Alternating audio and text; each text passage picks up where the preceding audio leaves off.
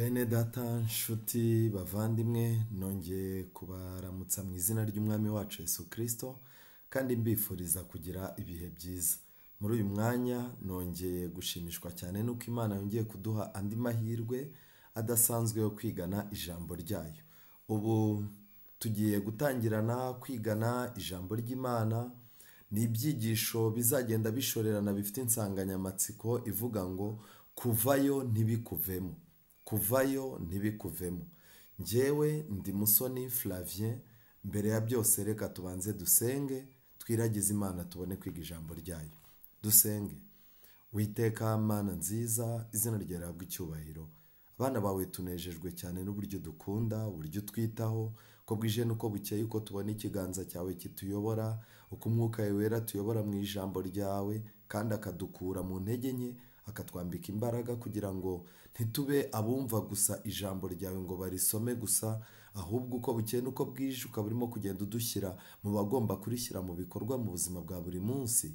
Ibyo byose tubikesha imbaraga zawe, izina ryawe rihabwe icyubahiro. Ngaho rero muri uyu mwanya umanuke ubane natwe muri uku kwiga ijambo ryawe kugira ngo umwuka wawe wera atuyobore mu kuri kwawe kose, kandi ukuri dusohoyemo abe ariko tugenderamo, ucishe bugufi imitima yacu kugira ngo ibashe gushyikira icyo watugeneye, kwihana kuba ukwacu kandi kwigisha kuba ukwawe kuko uri umwigisha mukuru. Tubisabye mu izina rya Yesu, amen. Nk'uko nari maze kubikubwira, tugiye kwigana ibyigisho bikurikirana bifite insanganyamatsiko ivuga ngo kuvayo ntibikuvemo. Ariko uyu munsi unyemerere dutangirire ku cyigisho cyacu cya mbere kivuga ngo umuziki ni imbyino. Umuziki ni imbyino.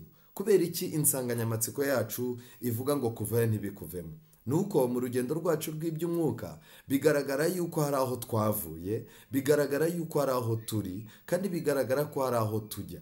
Muri gahunda y'Imana icyo ifitemo gahunda ni uko aho turi uyu munsi wa none dukururwa cyane n'aho turimo kujya twerekeza mu bwami bwayo. Mu magambo make, ubwami bw'Imana bugomba kudutwara kuramya kw'abantu b'Imana, gukunda Imana, kuyikorera, kuyishakashakana umwete, gushakashaka ukuri mu ijambo ry'Imana. Ibyo bintu bigomba kuturanga kugira ngo dushishikarire kumenya ibyo umwami wacu ashaka. Ariko uyu munsi wa none abantu benshi aho kugira ngo dutwarwe n'aho turimo kwerekera, abantu benshi barimo baratwarwa n'aho twavuye. Ngiyi rero impamvu nyamukuru ituma uyu munsi wa none dufite ibi byigisho, iyi nsanganyamatsiko tugiye kwitaho cyane. Mwene data ndagira ngo tujyane kandi tubane neza. Mu kuva igice cya 32 havuga Aroni acurira Abisirayeli ikigirwamana cy'ikimasa mu izahabu. Abantu babonye Mose atinze kumanuka wa musozi bateranira kuri Aroni, baramubwira bati haguruka uturemere imana yo kutujya imbere, kuko wa undi Mose umuntu wadukuye mu gihugu cya Egiputa tutazi icyo yabaye. Aroni arababwira ati mukweture impeta z'izahabu ziri ku matwi y'abagore banyu no ku y'abahungu banyu no ku y'abakobwa banyu muzinzanire. Abantu bose bakwatura impeta z'izahabu zo ku matwi yabo bazishyira Aroni. Aroni arazenda azishyira mu gifite ishusho ashaka, aziyazamo igishushanyo cy'ikimasa. Baravuga bati iki ni cyo Mana yawe wa bwoko bw'Abisirayeli we yagukuye mu gihugu cya Egiputa. Aroni abibonye yubaka igicaniro imbere yacyo, avuga ijwi rirenga ati ejo hazaba umunsi mukuru w'Uwiteka. Bukeye bazinduka kare batamba ibitambo byoswa, bazana ibitambo by'uko bari amahoro. Abantu bicazwa no kurya no kunywa, bahagurutswa no gukina. Uwiteka abwira Mose ati manuka ugende kuko ubwoko bwawe wakuye mu gihugu cya Egiputa bwiyononnye. Bateshutse vuba bava mu nzira nabategetse, biremera igishushanyo cy'ikimasa kiyagijwe, baragisenga bagitambira ibitambo bati wa bwoko bw'Abisirayeli we, iki ni cyo Mana yawe yagukuye mu gihugu cya Egiputa. Murongo wa 9. Kandi Uwiteka abwira Mose ati ubwo bwoko ndabubonye, dore n'ubwoko butagonda ijosi, none nyihorera uburakari bwanjye bubagurumanire, mbarimbure nawe nzaguhindura ubwoko bukomeye. Mose yinginga Uwiteka Imana ye ati Uwiteka ni iki kigurumanishije uburakari bwawe ukarakarura ubwoko bwawe wakuye mu gihugu cya Egiputa imbaraga nyinshi n'amaboko menshi? Inshuti zanjye, nimureba neza ahangaha muri iki cyigisho harimo amagambo akomeye nifuza ko duha agaciro cyane. Abisiraheli bari mu butayu, kandi muri uru rugendo bari barimo babona Mose aratinze, bifuza Imana igaragara. Noneho barangije begera Aroni abemera gukora ikigirwamana. Ariko Aroni umutima namukomeza kumushinja. Ageraho abwira abantu ati ejo hazabaho umunsi mukuru w'Uwiteka. Mu magambo make, bari baramije ikigirwamana, umutima namumwemeza ko atari cyo yagombaga gukora. Abwira abantu rero ko ejo bazakora ibirori byo kuramya Imana, ariko mu by'ukuri ibyarangiye ni bimwe, nuko yaba umunsi mukuru yari yateguye n'igishushanyo cyari cyateguwe n'imitima y'abantu, ntabwo umunsi bwari gucya umunsi ukurikiye wari kuba umunsi mukuru w'Uwiteka, ahubwo wari kuba umunsi mukuru wo kuramya biriya bigirwamana, ariko bikitirirwa izina ry'Uwiteka. N'uyu munsi wa none birashoboka yuko hashobora kuba hari ibintu byinshi bikorerwa Imana, ariko mu by'ukuri ari ukugira ngo abantu batabanyega cyangwa se batabaseka. Mu by'ukuri imbaraga ibisunitse bigendereye kuramya, kwerereza abantu cyangwa gukura abantu ku Mana.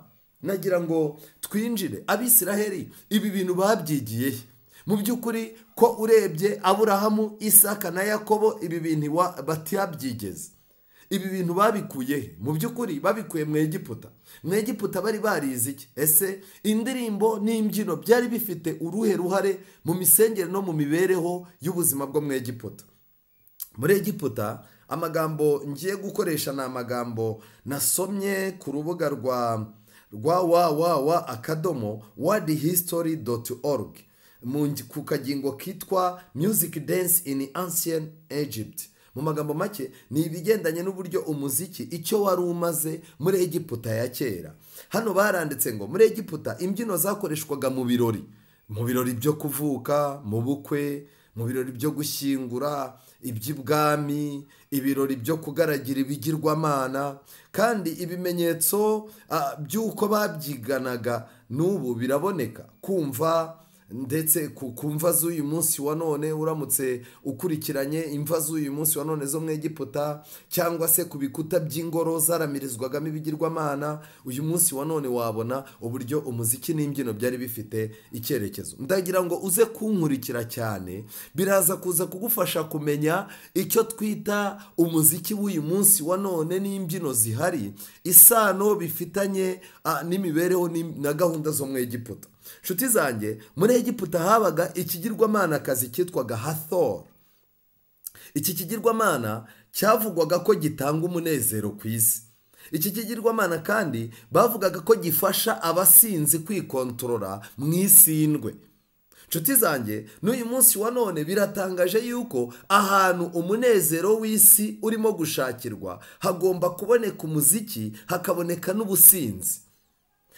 Uretse icyo kigirwamana hari ikindi kigirwamana nanone cyitwaga Meret n'ikindi kigirwamana cyitwaga Heka, byafashaga mu bigendanye na maji cyangwa se ibi bintu byo gukina by'amahirwe. Umuziki, amajwi byavangwaga n'ibimenyetso byitwa geste uyu munsi wa none, bikagendana n'icyerekezo cy'umuziki, byakoreshwaga cyane mu kuramya cya kigirwamana cyitwa Meret cyari ikigirwamana cyari gishinzwe ibyo bita inspiring, cyangwa se guha abantu icyerekezo, guha abantu kumva mu mitwe yabo harimo indirimbo, harimo gushaka kubyina, harimo gushaka gucuranga. Iki kigirwamana kandi cyitwa Meret cyane bavugaga yuko aricyo gitanga inganzo yo kwandika indirimbo, kuzicuranga, kuziririmba, uburyohe bwazo, ariko bakavuga ko cyane cyane cyari gishinzwe guha abantu umwuka wo gutwarwa n'indirimbo. Nshuti zanjye, iki kigirwamana cya Meret cyatumaga music iba central value, cyangwa se umuziki uba ikintu cy'ifatizo cy'ingenzi ku buryo ibindi bintu byose byubakiye kuri icyo kintu. Hano rero bakomeje bavuga yuko inshingano y'abagore mu iyobokamana rya Egiputa ya kera kwari ugufasha mu ndirimbo no kuzibyina mu birori by'iyobokamana cyangwa mu birori by'ibigirwamana. Hari n'abatambyikazi b'ibigirwamana bari barabyeguriwe. kandi gutwika bakoraga ibi bintu batwika ibihumura neza. Ikindi bagombaga kuba bafite ibintu by'imirimbo bambaye mu ijosi, kandi hari n'indabyo zihumura cyane zari zishinzwe kugira icyo zikora ku bitekerezo by'abantu. Nshuti zanjye rero, uyu munsi ntibitangaje yuko indirimbo nyinshi ahantu zibyinirwa bafite ibintu by'imyotsi bacana. Iriya myotsi mu gihe cya kera yabaga ifite n'impumuro ikururira abantu kuza gutwarwa cyane n'ibintu byari birimo kuberaho. Ariko biratangaje ko n'uyu munsi wa none mu ndirimbo z'iyobokamana z'amadini atandukanye muzabona aho abaririmbyi barimo kuririmbira hiswe ku ruhimbi harimo gutwikirwa ibintu by'imyotsi, ibintu by'imyotsi, ndetse kenshi na kenshi ukabona harimo haratakwa ibintu by'indabyo utamenya amoko yabyo. Ibi bintu Egiputa byari bikomeye. Umuziki wari ushinzwe kuzamura uburyohe mu misengere y'ibigirwamana, kuzamura ibigendanye n'imibonano mpuzabitsina mu bantu n'umunezero wo kunezererwa isi. Ibi byari ibintu umuziki wari ufitemo uruhare rukomeye mu gihe cya Egiputa, bitewe n'uko imibonano mpuzabitsina n'ibigendanye nayo rero muri Egiputa bitari icyaha. Ku bw'ibyo niyo mpamvu imyambaro y'abagabo n'abagore babyinaga ziriya ndirimbo yabaga imeze nk'utuyungirizo kandi ikaba ari migufiya. Ndagira mubwire ngo umuziki wari ufite uruhare rukomeye mu gihe cya Egiputa, kubera ko piramide za Giza, piramide za Giza, piramide ndumva mwakora ubushakashatsi ngo iyo piramide za Giza zubatswe abantu bumva umuziki.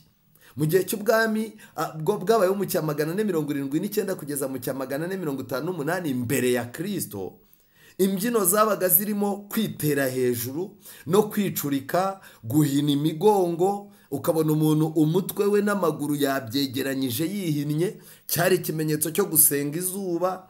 Kandi aba bantu babyinaga umusatsi wabo utendera batawuziritse, ku buryo uwo musatsi bawuzanaga ugahisha mu maso. Kandi habaga ubwo abagore babyinishaga ibintu runaka babaga batwaye mu ntoki. Nshuti zanjye, muri iyi misengero mu Egiputa bari bafite n'uburyo bakaraga amaboko bayegeranya hejuru y'umutwe cyangwa se bayakaraga. Ibi muzabibona mu ndirimbo nyinshi cyane, ariko umuhanga wakanguye abantu muri izi mbyino za kera muri Egiputa ni umugabo witwa Michael Jackson. Mu ndirimbo ze uriya mugabo wapfuye yakundaga kwifashisha ibimenyetso, sisiteme, imbyino zo muri Egiputa.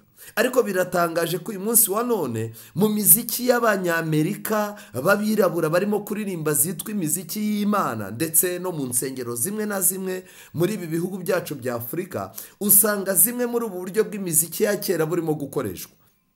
Nshuti zanjye, hari ikindi kintu gikomeye. Abacuranzi, abaririmbyi ndetse babaga barabaciyeho ibishushanyo byitwa tatu. Uyu munsi byitwa tatuwaje. Ibi byerekanaga umurinzi ari we Hathor and Bes. Mu magambo make, aba bakundaga kubyina kenshi na kenshi bafataga imibiri yabo bagashushanyaho ibishushanyo bya Hathor cyangwa se by'ikigirwamana cyitwa Bes, kugira ngo bigaragare ko aribo barinze abo bantu. Nshuti zanjye, umuziki murumva ko wari ufite uruhare rukomeye mu bigendanye n'imisengere, kandi uburyo bwakoreshwaga ntabwo bukwiye gukoreshwa mu buryo bw'ibyanditswe byera. Rero Abisiraheli imyaka 400 bamaze muri Egiputa ndetse irenga, bitegerezaga ibi bintu, bitegerezaga ibi birori, kandi akenshi na kenshi abanyantege nke banezezwaga nabyo cyane. Kubw'ibyo rero ibi bintu byarabanduje ku buryo Imana yabakuye mu Egiputa. Mu by'ukuri mu Egiputa bavuyeyo Imana ibajyanye, ariko ntibemereye Imana ngo ihanagure muri bo ibintu bari baraciyemo n'ibyo bari barabonye mu Egiputa. Niyo mpamvu turimo kwiga insanganyamatsiko ivuga kuvayo ntibikuvemo. Tuzareba ingingo nyinshi zubakiye kuri iki kintu. Nshuti zanjye, muri Egiputa bari bafite imbyino z'amoko atandukanye. Hari imbyino bita pure movement dance, zabyinwaga bisanzwe byabo bya gakondo. Hakaba gymnastic dance, zari imbyino zisaba umuntu kuba afite umubiri we uteye mu bundi buryo. Hari izitwa imitative dance, izi ngizi babyinaga bigana inyamaswa n'ingendo zazo. Biratangaje ko n'uyu munsi wa none hari ibimenyetso bikorwa mu ndirimbo zitwa iz'urukundo, ariko byari ibimenyetso byigana uko inyamaswa zagendaga. nabahaye urugero cyane kuri Michael Jackson kubera ko ni umuntu wabaye umuhanga cyane mu kongera kugarura indirimbo zo mu Egiputa azigarura mu isi yo mu gihe cye mu 1980 gukomeza n'uyu munsi wa none. Izi ndirimbo biganaga inyamaswa n'ingendo zazo. Ikindi hari imiziki yitwa the pair dance, abagore babiri cyangwa abagabo babiri bakabyinana. Nshuti zanjye, hari izitwa a group dance, amatsinda abyinira hamwe. Hari izitwa war dance, izi zari imbyino babyinira abacanshuro babaga baraje gufasha Egiputa kurwana kugira ngo bishime, mbese base naho babakurura cyane bajye mu ntambara bafite morale. Izindi mbyino zari zo bita dramatic dance. Iyi ngiyi dramatic dance yakorwaga n'abakobwa gusa, bari bafite ibimenyetso runaka bakora. Nshuti zanjye, izi dramatic dance zakundaga gukoreshwa mu misengere y'ibigirwamana, ariko uyu munsi wa none dramatic dance zirimo zirakoreshwa mu madini ya kirokore. Abantu barimo barafata abana b'abakobwa beza bakabambika amapantaro, ubundi barangiza bakabigisha ibintu, bakazaza bagaragira ibintu byakoreshwaga mu kugaragira izuba. Nyuma yaho hari ibyo bita lyrical dance. Lyrical dance, iyi ngiyi yari imbyino hakorwagamo ibyo bita approaching hagati y'umusore n'umukobwa. Ni imbyino yakoreshwaga, murabizi yuko abantu bo mu Egiputa ntago bororokaga cyane kubera ko ni mu butayu. Kubw'ibyo rero kororoka, gusambana cyangwa se gutuma impamvu yose yatuma umuntu avuka no mu buryo budateganyijwe, kuri bo bumvaga ari uburyo bwiza. Kubw'ibyo rero hari imbyino zabyinwaga mu gihe babaga bashaka yuko abantu bagomba kuvuka, cyane cyane izi mbyino zakundaga kubyinwa n'umusore uri kumwe n'umukobwa kandi umwe ashinzwe gukangura amarangamutima y'undi. Ngizi indirimbo nyinshi zitwa iz'urukundo uyu munsi, aho ureba umuririmbyi mu maso ukabona arimo aragukangurira ubusambanyi, aho witegereza amaboko ye ukabona aragukangurira ubusambanyi, aho witegereza imyenda ye n'ibimenyetso by'amaboko aho arimo kubyerekeza ukabona arimo arakwereka ku myanya ye y'ibanga, aho umuntu yicara agakuba akaguru hasi n'akaboko byerekana yuko yamaze kwinjira mu buryo budasanzwe bw'ubusambanyi. Ariko ibyo byose ikibazo ni uko tuba twicaye imbere y'amateleviziyo, tuba twicaye kuri interineti tubyitegereza. Nshuti zanjye, ubundi buryo bwitwaga grotesque dance. Grotesque dance, ibindi bintu bitari abantu by'ibimanuka nibyo berekanaga yuko biza nabyo bikabyina. Nuvuga ngo babyinaga nk'uko ibyo ibimanuka cyangwa se ibintu biva ahandi hantu bitari abantu basanzwe uko byabyinaga. N'uyu munsi wa none hari imbyino nyinshi ubona zitari iz'abantu, ukabona zirimo uburyo bwa kidayimoni bwo kwikaraga, bwo gukaraga amajosi, gukaraga igihimba, kwigaragura hasi. Ubundi uburyo bwose bwo kwigaragura hasi no mu gihe cya Yesu bwari uburyo bw'abantu bafashwe n'abadayimoni. Nshuti zanjye, hari ibyo bita funeral dance, imbyino zabyinwaga barimo gushyingura kuko bari bafite ukuntu bashyingura bitandukanye n'uburyo twizera ko umuntu yapfuye aba ameze. Hari n'ibyo bita religious dance, zari imbyino zikoreshwa mu kugira ngo bahuze abantu bari aho ngaho n'ibigirwamana babaga barimo kubyinira. Nshuti zanjye, nagira ngo mbabwire ngo tugaruke. Ngibi rero ibintu Abisirayeli bari bararebye ku manywa na nijoro, bakirirwa babireba, ndetse kenshi na kenshi mu minsi mikuru babaga bari mu Egiputa bakurikiranaga, yabaga irimo ibintu bimeze gutya. Kubw'ibyo rero nimureba nabo bamaze kubona akanya babonye Mose adahari, bijya biba ngombwa yuko abantu baprofita uwababangamiraga adahari. Nshuti zanjye, nagira mbabwire ngo iyo abantu babonye akanya uwababuzaga gukora ikintu yegeyeyo, iyo abantu bafite kamere muri bo, bafite irari ry'ubusambanyi n'irari ry'iby'isi, iyo babonye uwababuzaga ikintu yegeyeyo baprofita ka kanya. Reka mbaho urugero. Murabyibuka Nehemiya igihe yasubiraga mu Bukarudaya? Ese murabyibuka yuko Nehemiya amaze gusubira ku mwami? Yego, Nehemiya amaze gusubira ku mwami nyuma yuko azana ivugurura, ngo abantu baprofise mu mwanya Nehemiya atarahari, ngo noneho barangije bongera bagarura bya byaha byabo, ndetse bigera ubwo Tobiya ndetse na Sanibarati bongera kubona umwanya mu buturo bw'Imana kandi bitari ngombwa. Nshuti zanjye, icyo nagira mbabwire ngiki, urebye kiriya gice nabasomeye cya 32 cyo Kuva, ikigaragara ni uko haremwe Imana imeze nk'uko abantu bashaka. Icya kabiri ni uko abantu bumvaga bari amahoro. iki kintu ni ikintu gikomeye. Kenshi na kenshi tugwa mu mitego ndetse tugwa mu bibazo iyo twibwira ko dufite amahoro. Abantu bicajwe no kurya no kunywa, ndetse bamaze kurya no kunywa bahagurutswa no gukina.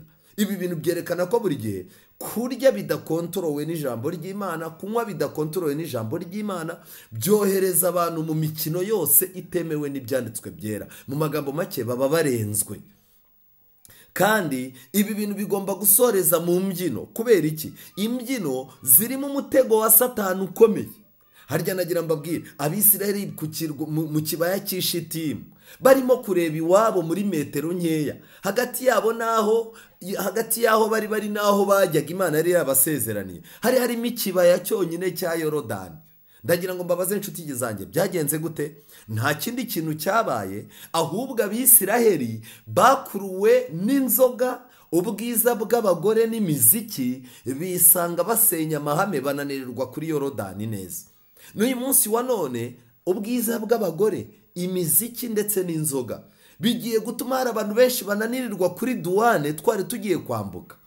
Nshuti zanjye, icyakurikiyeho nta kindi, Imana yaribagiranye, kandi Imana itanga itangazo ko kuva uwo munsi aba bantu babaye ubwoko butagonda ijosi.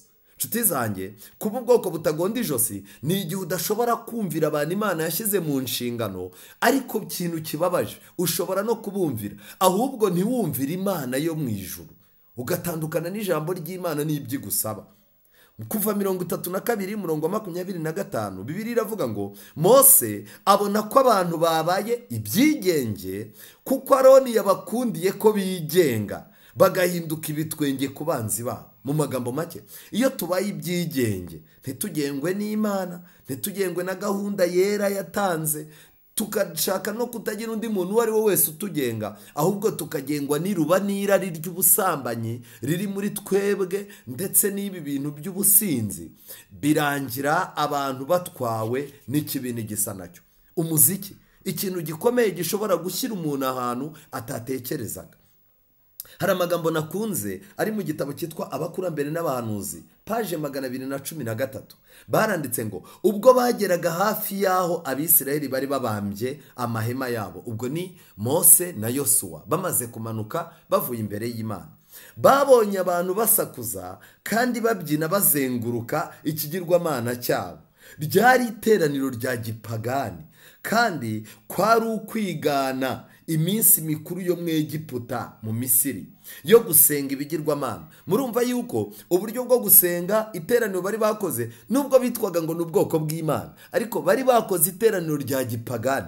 Birashoboka yuko abantu bashobora kwitwa itorero ry'Imana, ariko barangiza bagakora ibirori bya gipagani, bakaba bafite reference cyangwa ibyo barimo kwigana bidafitanye isano n'iby'Imana yashyizeho. Ikindi kintu gikomeye, ngo ibi bintu byari ibyo biganye mu Misiri. Icyaha cyo kwigana nicyo kizatuma abaririmbyi bagwa mu mutego. Icyaha cyo kwigana kizatuma abayobozi bagwa mu mutego. Icyaha cyo kwigana ni icyaha cyiteguye gutuma ababwiriza benshi bagwa mu mutego. Ntabwo ibintu twabonye ahandi hantu hariho hose ari ngombwa kubizana mu nkambi y'Abisiraheli, ya Isiraheli y'Imana y'uyu munsi. Ntabwo ikintu wabonye kiryoshye mu idini runaka, ntabwo ikintu wabonye kigishijwe n'umubwiriza ushyushye runaka, ntabwo ikintu wabonye kuri interineti runaka cyakangura abantu cyabakabura mu bitekerezo, ntabwo buri gihe biba bikubwiye ko kigomba kuzanwa mu ngando ya Isiraheli.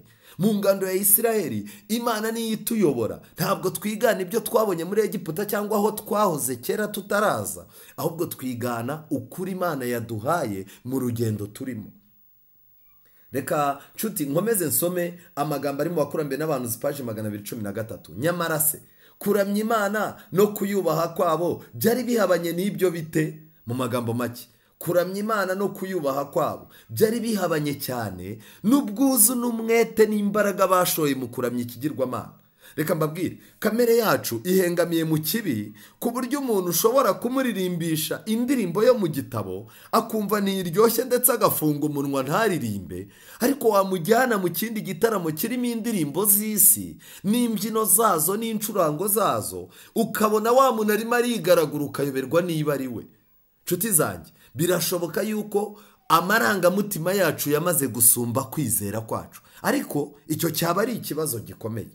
nyamara kuramya Imana no kuyubaha kwabo byari bihabanye n'ibyo bite. Mose yarumiwe bikomeye, niho yari akiva imbere y'ubwiza bw'Imana, kandi nubwo yari yabwiwe ibiri kuba ntabwo yari yiteguye ayo marorerwa. Ateye ubwoba yerekanaga guta agaciro kw'Abisiraheli. Mu magambo make, Mose nawe Imana yaramubwiye ngo manuka ujye kureba, kuko Imana izi gutandukanya abantu bishimye n'ababyina. Buriya Imana ifite ubushobozi bwo kutwitegereza mu rusengero ikamenya impamvu zidusunika gukora ikintu. Mbega umubare munini w'abantu bakora ibintu ngo biyerekane, berekane imyenda, berekane amajwi yabo, berekane yuko aribo bafite icyo bamariye korari. Mbega umubare munini w'abantu bajya mu muziki n'imbyino bagendereye gukura abantu ku Mana. Ni benshi cyane. Nshuti zanjye, nagira mbabwire ngo ubu buyobe Ellen G. White yongeye kubwandikaho nanone mu butumwa bwatoranijwe volume ya 2 page ya 35. Ndimo ndakoresha igitabo kiri soft. Ellen White yaranditse ngo ndababwira ibi byabayeho kugira ngo mumenye ibyo twanyuzemo. Abantu bamwe abakababayeho nyuma y'844 bashoboraga kwitera hejuru babyina baririmba ngo ikuzo ikuzo ikuzo ikuzo ikuzo. Rimwe na rimwe nicaraga ntuje kugeza igihe barangirije, maze nyuma yaho ngahaguruka nkavuga nti uko siko Uhoraho akora. Ntabwo yigaragaza muri ubu buryo. Tugomba kwerekeza intekerezo z'abantu ku ijambo ry'Imana ryo rufatiro rwo kwizera kwacu. Mu gihe cya Ellen White hadutse abantu. Aba bantu bari bafite umwuka wo kwitera hejuru no kubyina, kandi baririmbaga ijambo rimwe barisubiramo inshuro nyinshi. Ikuzo ikuzo ikuzo ikuzo ikuzo ikuzo. Zimwe mu ndirimbo ziharawe cyane n'amadini yo hanze ni indirimbo zirimo kubonekamo abaririmbyi bacuranga gitari batwawe bafunze amaso, ndetse amaboko yabo bayamanitse mu kirere, ubona ko batwawe mu rwego rwo hejuru. Ariko ikintu kiranga umwuka w'ubwaka urimo gutwara abantu muri iyi minsi ni ukuririmba ijambo rimwe, iryo jambo abantu bakarifata, ariko iryo jambo rigakomeza kuza, kandi iryo jambo ugasanga nta gukangura umutima kuri bubeho ngo rituma abantu batekereza ku rubanza bazacibwa. Nshuti yanjye, ahubwo ugasanga ni akajambo karyoshye ko kugira ngo abantu bagaragaze gutwarwa kwabo. Muri iki gihe cya Ellen White yaratangaye. Abantu baririmbaga ijambo ikuzo inshuro 6. N'uyu munsi wa none niko bimeze. Indirimbo irimo iratangira ikarinda isoza wumvishemo ijambo rimwe, naryo ridasaba umunyabyaha kwihana, riterekana icyo Kristo arimo gukora iburyo bwa Se, riterekana aho ibihe bigeze. Ijambo rimwe ryo kugira ngo abantu ritabacyurira, ijambo rimwe rituma ya ndirimbo iri burenga imbibi z'idini ikajya mu madini yose ikaba international. Ariko nshuti zanjye, nagira mbabwire ngo ubu buryo ni ubuyobe. Muri volume ya 2 page ya 80 mu gitabo cyitwa Inama zigirwa itorero handitswemo amagambo avuga ngo kurarikira, gusamara no kujya mu birori byo kwinezererwa ni igishuko n'umutego ku bwoko bw'Imana, cyane cyane ku basore. Abantu b'abasore bagomba kumenya yuko kurarikira, gusamara no kujya mu birori byo kwinezererwa ni igishuko kandi ni umutego ku bwoko bw'Imana, ariko cyane cyane abantu bazawugwamo hano banditse ni abasore. Ibintu bikangura amarangamutima, ibintu bituma abakobwa berekana uko basa, uko bateye, berekana uko baberwa, abakobwa berekana mu maso habo uko bareba, uko basa, berekana amarangamutima yabo, berekana amajwi yabo. Ubu noneho hajemo n'ikindi kigeragezo cy'abantu b'abagore barimo kwambara ibitenge, bamara kwambara ibitenge bakabifunga ku kibuno, yarangiza akagenda akitera hejuru, ukabona abantu bose bamushagaye bamuzengurutse, wajya ko ukabona arimo aritera hejuru, arimo arakora ibintu bigaragaza yuko atari Imana abyinira, ahubwo ari ugukangura irari, amarangamutima n'amaso y'abantu ngo bamwitegereze kugira ngo amenyekane. Reka mbibutse yuko kubaka umunara w'Ibabeli icyaha cyari kibyihishe inyuma, cyari icyo kubaka izina rimenyekana. N'uyu munsi wa none abantu benshi barimo barubaka ibintu byitwa kuramya, guhimbaza, ndetse ariko wabireba ukabona ahubwo barashaka kubaka izina ryabo, ntabwo ari izina rya Kristo bashaka kubaka. uretse ijuru ryonyine ryadutabara. nagira mbabwire ngo indirimbo turimo kuririmba inyinshi ni izifite kashe y'uko tuzaguma mu isi tutazajya mu ijuru. nshuti zanjye, ninde uguha isoko? ese mujya mwibuka yuko indirimbo z'isi zikomoka ku mwana ukomoka kuri Kayini, kandi wakwibaza ngo umwana wo kwa Kayini indirimbo yazikuyeho isoko yazo, yazikuye kuri Satani. ariko nanone nshuti zanjye, Imana ishimwe, hari indirimbo zikomoka ku Mana. izi ndirimbo zikomoka ku Mana nazo zifite uruhare rwo gutuma abantu b'Imana baba mu isi kandi ntibagireho uruhare kandi ntibababaze. kubw'ibyo rero imbere yacu hari indirimbo z'amoko abiri. izikunezeza ziragaragaza shobuja uwo ari we, kandi uwo uririmbira aterwa n'umutima wawe uko uba umeze mu gihe uririmba. nshuti zanjye, ibi bintu birakomeye. mu gitabo Inama Zigirwa Itorero volume ya 2 paje 78 baranditse ngo inzu zibyinirwamo cyangwa se zo gukiniramo ni ishuri ryo gukoreramo ibyaha bibi. mu magambo make, inzu zo kubyiniramo cyangwa se inzu zikinirwamo, izi nzu mujya kubona abantu bajya kureberamo amateatre, inzenya n'ibiki byose n'imiziki, izi nzu ngo ni ishuri ryo gukoreramo ibyaha. mu magambo make, umuntu wagiye aho hantu aba yagiye mu ishuri. bakomeje bandika ngo ingeso z'ubusambanyi n'irari ry'ibyaha bikururwa kandi bigaterwa n'imbaraga n'ibyo birori, indirimbo mbi, gukoresha amaboko, ibimenyetso by'ubusambanyi, imvugo n'ingiro y'ibintu byonona ibitekerezo, bigasubiza hasi ingeso nziza. mu magambo make, icyo mbona ni kimwe hano banditse, nuko iryo shuri, inzu zibyinirwamo umuntu uzigiyemo aba ari mu ishuri ryo gukoreramo ibyaha. ni ishuri rimutinyura gufata ibintu yize muri teori akabishyira muri puratike. ikindi kintu mbona hano ni uko ingeso z'ubusambanyi n'irari ry'ibyaha bikururwa cyane n'ibyo birori bibera aho hantu. ariko nanone kubera indirimbo mbi zihabyinirwa, gukoresha amaboko, ibimenyetso by'ubusambanyi biboneka muri izo ndirimbo, imvugo n'ingiro y'ibintu byonona ibitekerezo, bituma umuntu uri aho hantu ibitekerezo bye bisubira hasi. uyu munsi hamaze kuboneka ururimi rw'abaririmbyi b'abasambanyi. uyu munsi wa none hari indirimbo zitwa ibishego, abantu barimo barazumva. ni indirimbo zerekana ubutwari bw'abaririmbyi bacu, ubutwari bw'aba bana bacu b'urubyiruko baririmba indirimbo z'isi mu gutinyuka ibyaha. indirimbo itangira umuntu akubwira uburyo ari umusambanyi w'umuhanga, ikarinda irangira. indirimbo iratangira umuntu akubwira uburyo ari ikirara, ikarinda irangira. indirimbo iratangira umuntu akwereka uburyo azica se na nyina nta kintu bamaze, ikarinda irangira. mu rurimi rw'amarenga ni indirimbo yerekana yuko umuntu utarasambanye inshuro nyinshi aba ari ikigoryi cyangwa ari ikigwari. mbega izo ndirimbo uburyo zangije urubyiruko rwacu. ariko dufite n'umubare munini w'abizera bacu b'itorero bihisha bakajya kumva izo ndirimbo aho zibyinirwa, bakitegereza n'ibihabera. aba bantu ntibashobora kuzagera i Kanani, ntago bishoboka. nshuti zanjye, ndagira ngo mbasomere andi magambo akomeye ari mu bakurambere n'abahanuzi, paje 493. baranditse ngo umuzika no kubyina byabayeho abantu banejejwe no gusingiza Imana igihe bahekaga isanduku y'Imana. ubwo ni mu gihe cya Dawidi. ntaho wari uhuriye na hato n'umuzika w'imbyino zo muri iki gihe. umuzika w'igihe cya Dawidi wari ugamije kwibutsa abantu Imana kandi wererezaga izina ryayo ryera. ariko umuzika w'iki gihe wo ni igikoresho cya Satani ngo atere abantu kwibagirwa Imana no kuyisuzugura. hari ibintu byinshi bikorwa no mu miziki yitwa iy'amadini irimo kuba muri ino minsi. ugasanga umuntu arimo arabyina yakodesheje abantu, ukareba mu maso habo basore barimo kumubyina inyuma, ugasanga wigeze kubabona mu zindi ndirimbo z'isi, kandi we ngo arimo arabyina indirimbo z'Imana.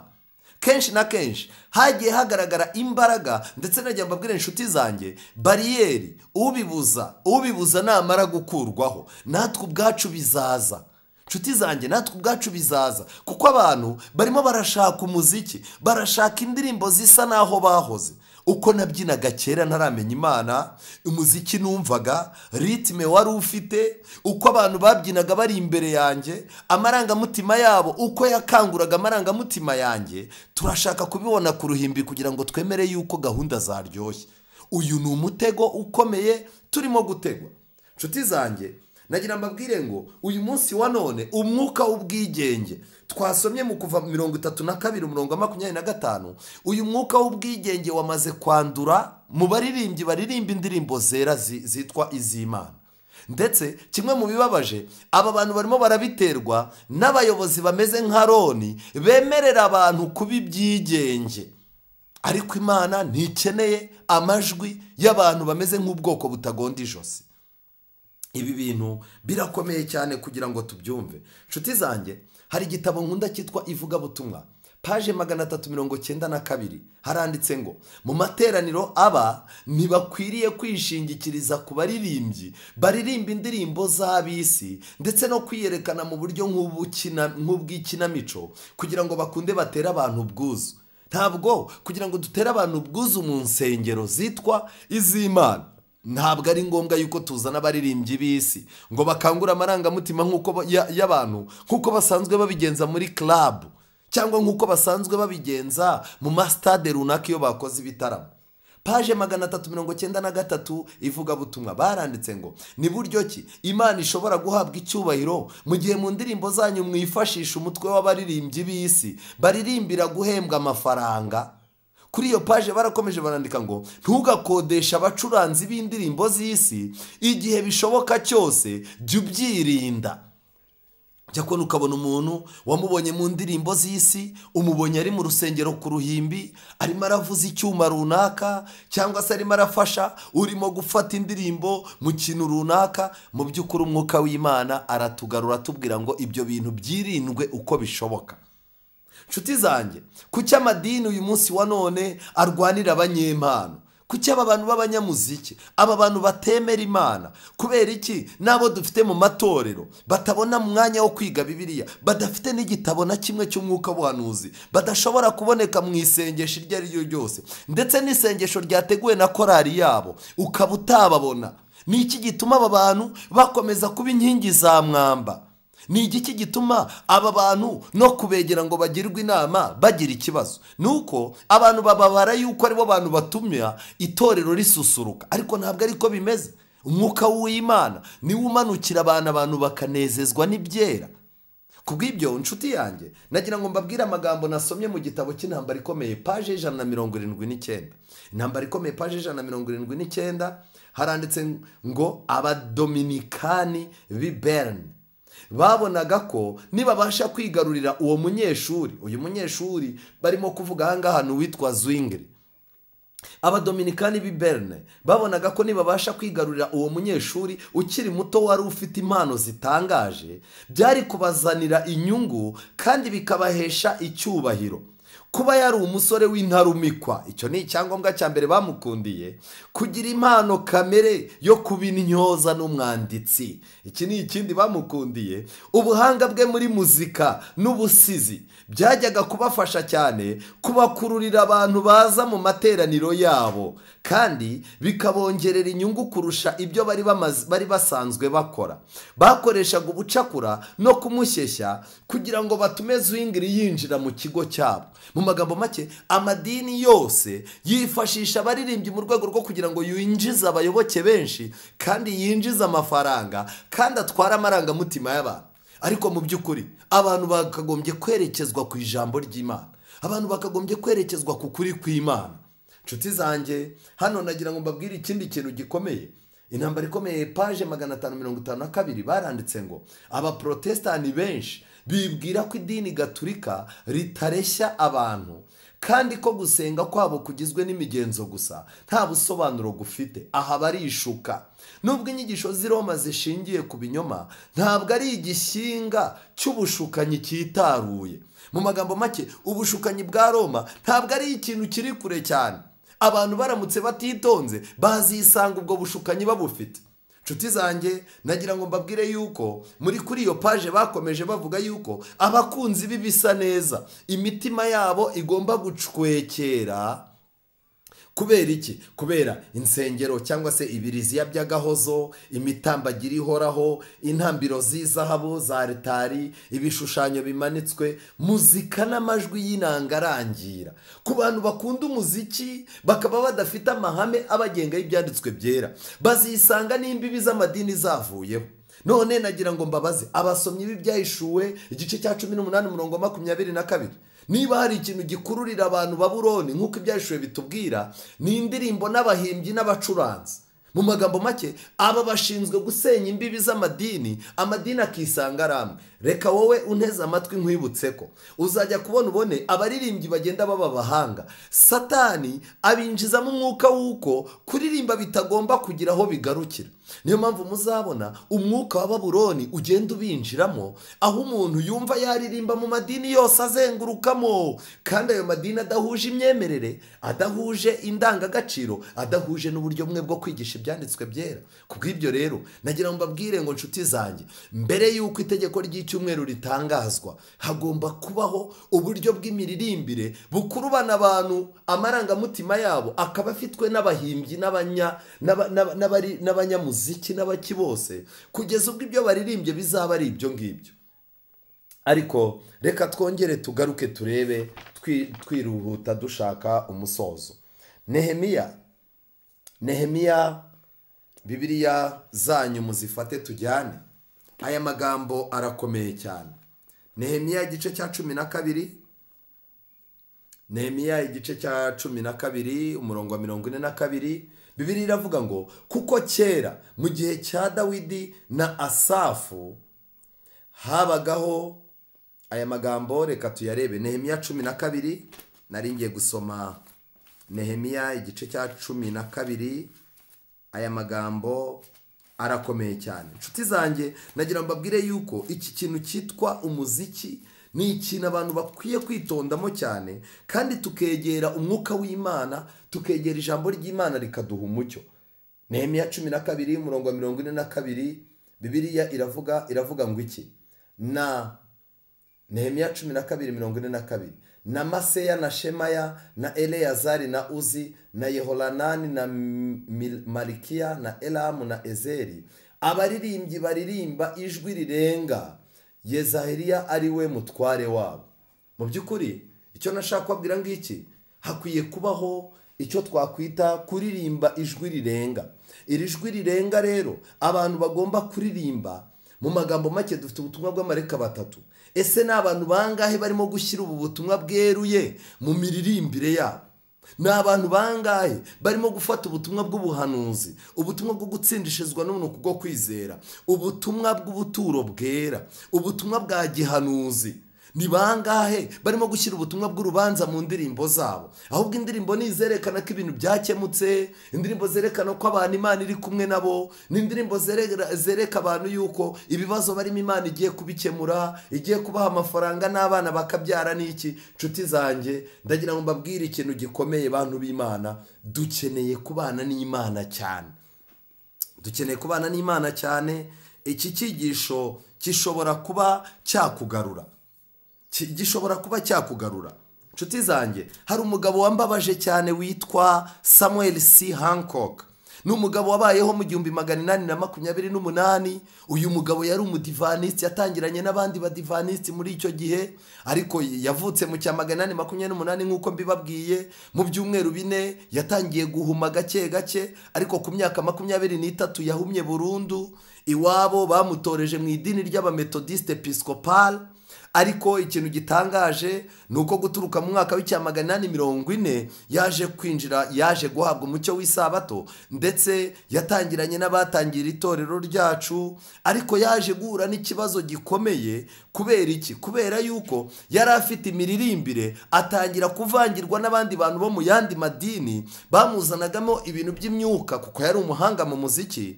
Byarangiye ahindutse ikimenywa bose, yadutsweho n'ibintu byo kuvuga mu zindi ndimi no kubyina mu mwuka, ndetse yadukwaho n'ibindi bintu byitwa swimming in the spirit.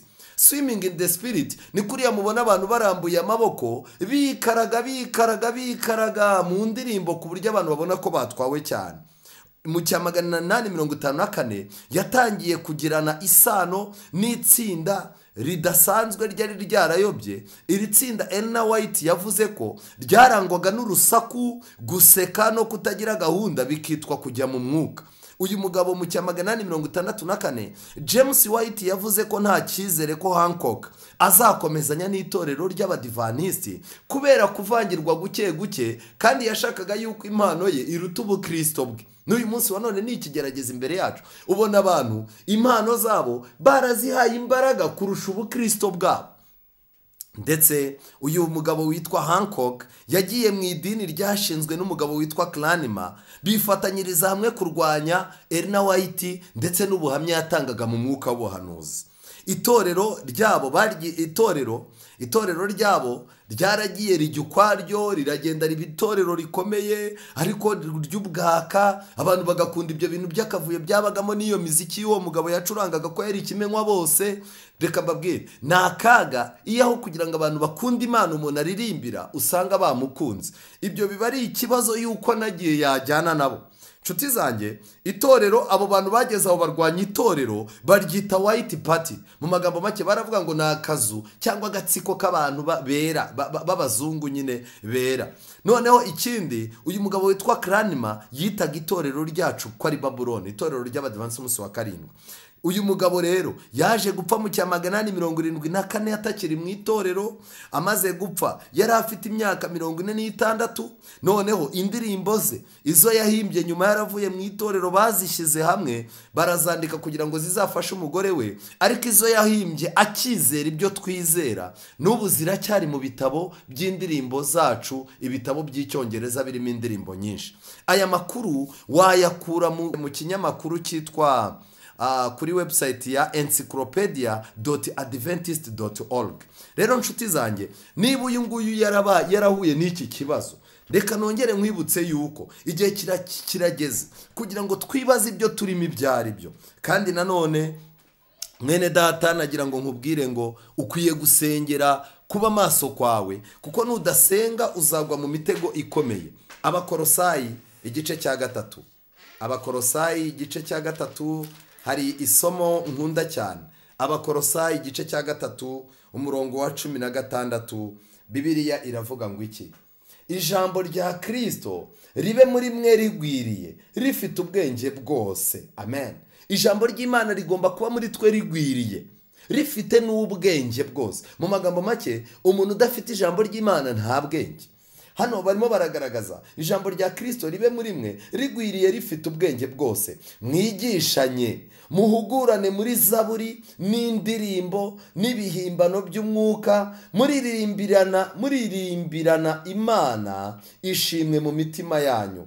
Kandi icyo muzavuga cyose nibyo muzakora, mujye mubikora byose mu izina ry'Umwami Yesu, mushima Imana Data wa twese kubw'uwo nguwo. Amen. Imana iguhe kudaparikira gusa ku ndirimbo, ahubwo uparikire ku ijambo ry'Imana, kuri zaburi n'ibindi bihimbano. Indirimbo zibi zo gufashanya, ufashe ubwoko bw'Imana, uce bugufi, kandi umwuka w'ubucanshuro Imana udukuremo mu izina rya Yesu. Dusenge. Uwiteka Mana nziza, izina ryawe rihabwe icyubahiro. Umutego ukomeye Abisiraheli batezwe bakawugwamo, n'ab'iki gihe nabo barimo barawugwamo. Uturinde kuvangirwa, uduhe kwerereza ijambo ryawe n'amahame yaryo, kandi umwuka w'ikinyoma urimo kwiganza mu miririmbire wigizwe n'imbaraga yawe, uduhe gukunda ukuri no kugukunda kukuruta uko dukunze impano z'abantu, kandi uturinde kuba abacanshuro muri uyu murimo. Tubisabye mu izina rya Yesu. Amen.